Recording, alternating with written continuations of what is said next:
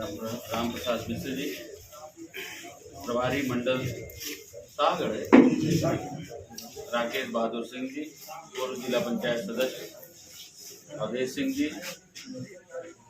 जिला अध्यक्ष सेवा भारती उमाशंकर जी शुक्ला जी, मंडल अध्यक्ष राधेश्याम चौहान जी, मंडल अध्यक्ष श्री भीषण मिश्रा जी, श्रीमती आरती पांडे जी, अध्यक्ष महिला मोर्चा, श्री राघवेंद्र प्रताप सिंह जी, मंडल महामंत्री, ओम प्रकाश यादव जी, सेक्टर संयोजक सागंज, श्री देवदत्त पांडे, बूथ अध्यक्ष सागंज और सभी सम्मानित कार्यकर्ताओं का मैं हार्दिक स्वागत और अभिनंदन करता हूं अपनी ओर से, अपनी सरकार की ओर से और सरकार के मुखिया योगी आदित्यनाथ जी की ओर से आपका बहुत बहुत स्वागत है। इस देश के यशस्वी प्रधानमंत्री आदरणीय नरेंद्र मोदी जी, जिस निमित्त हम आपके बीच में आए हैं, कार्यक्रम लगा और मुझे मछली शहर जौनपुर, अमेठी और सुल्तानपुर का प्रभारी बनाया गया है। ऐसे आदरणीय प्रधानमंत्री नरेंद्र मोदी जी की ओर से आप सबका बहुत बहुत स्वागत और अभिनंदन करता हूँ। आपकी लोकप्रिय सांसद, हम सबकी लोकप्रिय सांसद, भारत सरकार में केंद्रीय मंत्री स्मृति ईरानी जी की ओर से मैं आपका बहुत बहुत स्वागत और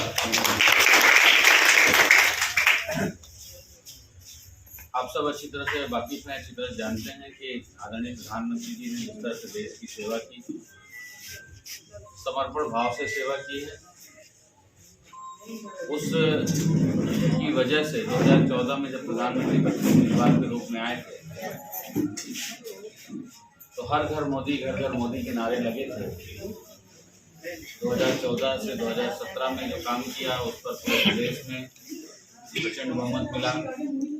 2017 से डबल इंजन की सरकार चली, 2019 में उससे भी ज़्यादा प्रचंड बहुमत से देश के सेवक बने, प्रधान सेवक के तौर पर काम करते रहे और 2022 में डबल इंजन की सरकार ने जो काम किया उसका रिजल्ट सबसे ज़्यादा बूथ जीतने का रिकॉर्ड, सबसे ज़्यादा वोटिंग परसेंटेज में वोट पाने का रिकॉर्ड भारतीय जनता पार्टी के पास है।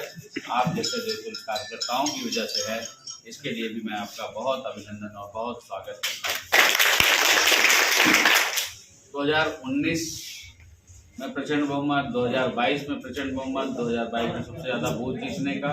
तो ऐसा नहीं है कि कहीं कोई संकट है, इस सीट को जीतने का संकट है या सरकार बनाने का संकट है। आप देख ही रहे हैं, चाहे नीतीश कुमार देख लें, चाहे अभी महाराष्ट्र के पूर्व मुख्यमंत्री अशोक चौहान को देख लें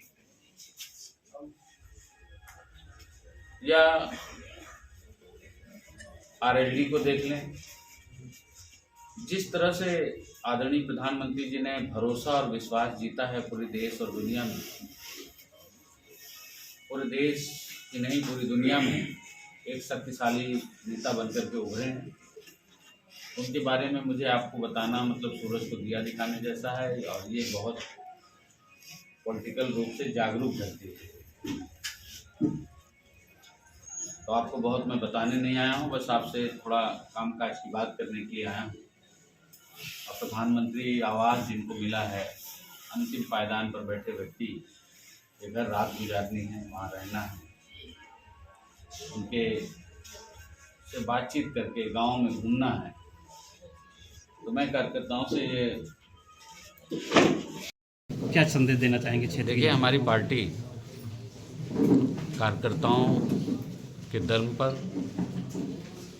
हमारी पार्टी में देवतुल्य कार्यकर्ता, इतनी रात में ठंडी में इनको किसी को पैसा मिलना कि अपना पैसा लगा करके आए, कहीं से आए, कोई गाड़ी से आया, मोटरसाइकिल से तो पेट्रोल लगा होगा, कोई कार से आया उसका पेट्रोल लगा, कोई साइकिल से आया उसका मेहनत लगा होगा।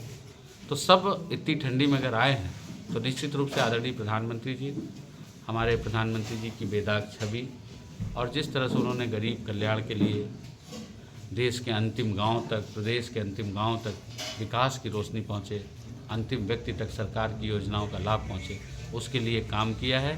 आज पूरे देश में सभी पार्टियों में भगदड़ मची है कि कैसे भारतीय जनता पार्टी को हम ज्वाइन करें।